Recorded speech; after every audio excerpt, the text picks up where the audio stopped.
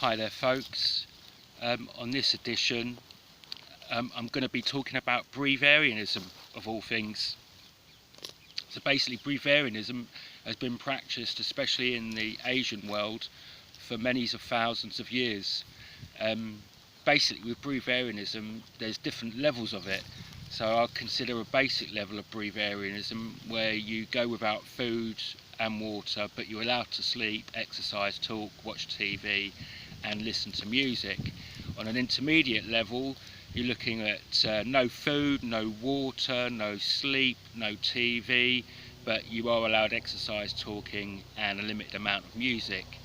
Now the advanced Breathairianism is basically no food, water, sleep, TV, no exercises and no music. Basically what you're doing is you're just sitting in meditation position for some weeks to a month. And then the ultra advanced is when you can do this for over a month.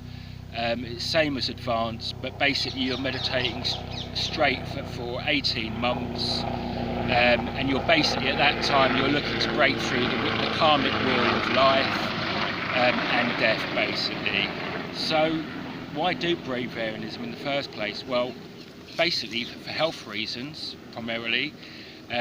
When you dry fast, what you do is your body starts looking for food and digesting all the unfinished made cells in your body, all the tumours in your body, any cancers in your body. Your digestive system will basically eat through all of it. And after a few weeks of doing Breathairianism, you'll basically be a lot more healthier. When you are doing Breathairianism, if you really want to do well and stay for over a week or two doing it, then you need to be meditating instead of sleeping. That charges your batteries instead of losing energy through sleep and rapid eye movement. Plus what it does is it actually stops you dreaming. So when you get up in the morning, say if you've done like meditation the whole night and you get up in the morning, you haven't dreamed, it's almost like that dream quality has to come through in your daily life.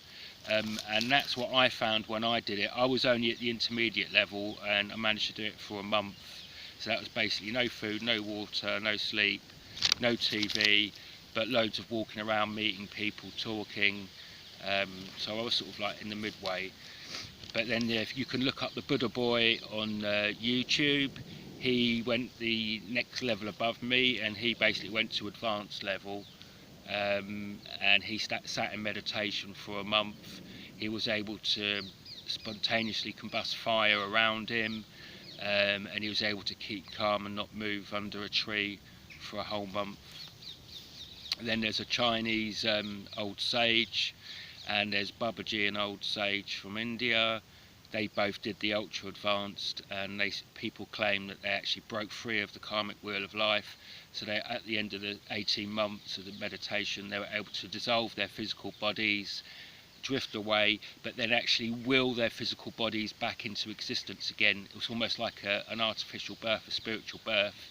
But then they was able to, like, sort of in a sense kill themselves without harming themselves just through dissolving their physical body. So that's the sort of soulful and spiritual power you can gain over your physical body from doing that.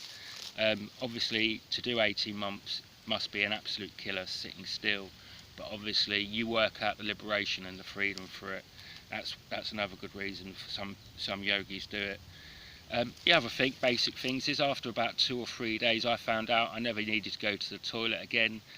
I didn't really need to bathe or wash. I still smelled okay, just because there was no actual food or water going through my system.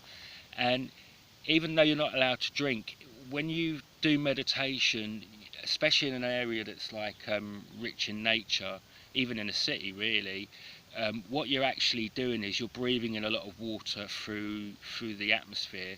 So that in itself is sort of like you are taking on liquids.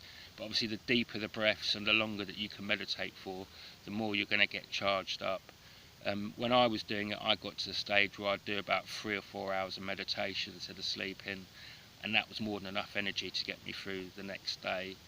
And by the end of it, not only was I feeling better, because I'd been really ill before, I'd contacted loads of diseases out in Asia, but what had really happened to me, I'd cleaned all those diseases out of me, and I actually put on a couple of pounds of weight because I was even a lot more thinner before that.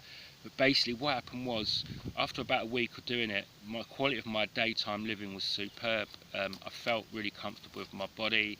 I was starting to get really good emotions of joy and happiness and contentment that I'd never felt before.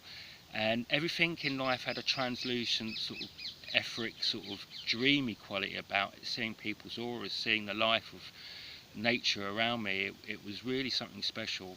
But obviously, you know, in order to do this, you can do it one stage at a time, and maybe give up food for one day, and then the next day start eating again, and gradually doing it that way, just to get your body trained up to it. So yeah, I think in the right places, at the right times, breatharianism is not only important, but I think it's an essential thing if you're in a certain situation where you need it. So I'd love to hear your questions and comments about this. Please like and subscribe, and I look forward to doing my next video. Thanks very much for your time.